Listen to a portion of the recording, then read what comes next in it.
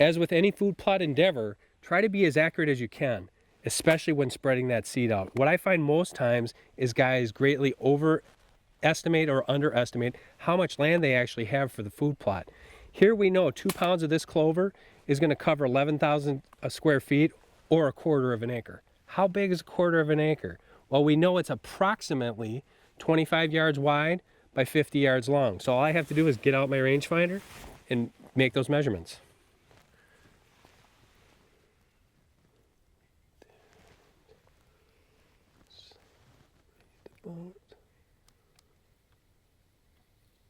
Yeah, we're pretty close here. This is about 26 yards wide.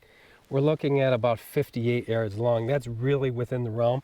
So what I'm going to do is I'm going to put stakes here and here, and right up to the corner where these spruce trees are. That's about a quarter of an acre, and that's going to cover that entire bag of clover. A lot of people say, oh man, getting a food plot started is so hard. It requires so much equipment.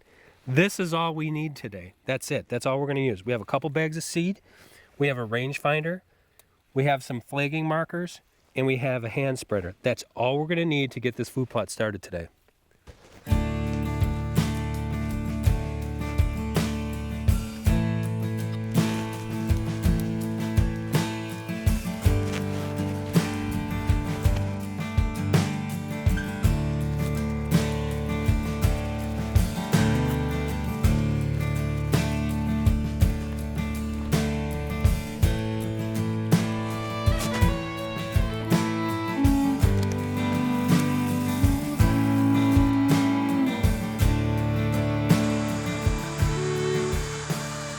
So with this plot only being 25 yards deep, I'm going to be able to do it probably in 2 passes. But the thing I want to do, and what you should really do, is any hand spreader, check that seeding rate. And you're going to know when I get about through this first half pass, I'm going to know how much seed's being taken out of there. If it's really coming out of there, I'm going to adjust it down to adjust that channel so the seed's not coming out as fast. So let's get to work.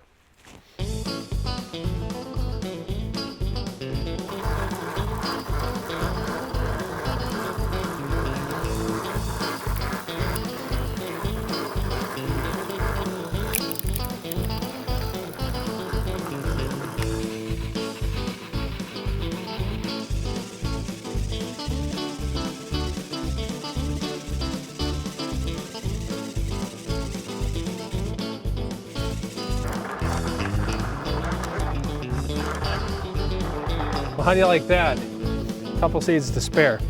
Getting a food plot established in spring is that easy. Try frost seeding and you'll be happy you did.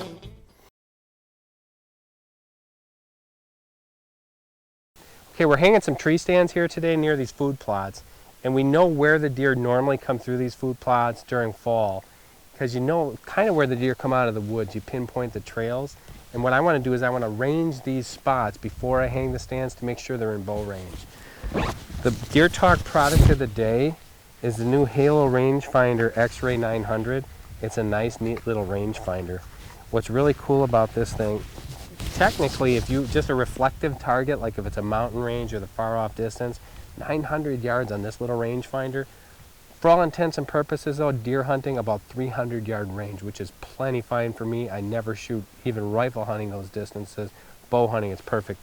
It's very small and compact, weather resistant. It has a 1-year guarantee on it, and also it's got constant range mode. So what I can do is when I'm ranging something, especially if a deer's walking through here, I can just stay on that deer and it's telling me 50, 45, 40, 35, and I don't have to take my hand off the button.